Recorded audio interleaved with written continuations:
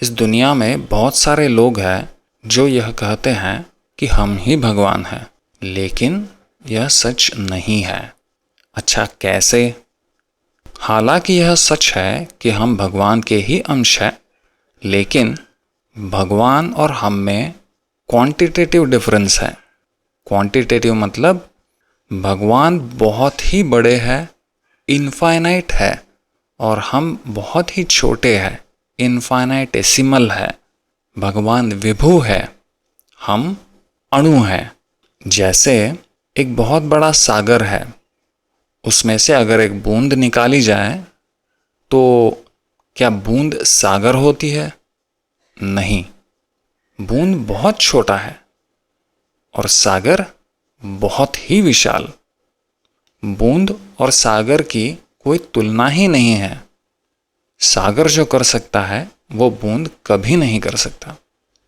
लेकिन अगर गुणात्मक रूप से देखा जाए तो बूंद और सागर दोनों ही एक समान ही है। सागर में भी नमक है, बूंद में भी नमक है।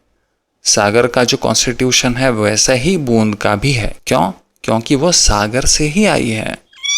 इसीलिए गुणात्मक रूप से बूंद सागर के समान ही है। वैसे ही भगवान के अंश होने के कारण हम में भी भगवान जैसे ही गुण हैं, लेकिन हम बहुत ही छोटे हैं। हम अणु हैं और भगवान विभु है। और एक बहुत ही महत्वपूर्ण अंतर यह है कि हम मतलब जीवात्मा माया के वश में आ सकते हैं और भगवान कभी भी माया के वश में नहीं आते। इनफैक्ट माया जो है वह भगवान की ही शक्ति है। भगवान माया के स्वामी हैं। इसीलिए जीवात्मा का पतन हो सकता है, लेकिन भगवान का पतन कभी भी नहीं हो सकता। जो लोग यह कहते हैं कि वह खुद ही भगवान है, या सब लोग भगवान हैं, या भगवान है ही नहीं, या भगवान मर चुके हैं, वह सारे के सारे लोग माया के वश में हैं। तो संक्षिप्त में, हम भगवान से ही आए हैं, भगवान के ही अंश है, लेकिन हम अणु हैं, भगवान विभु है।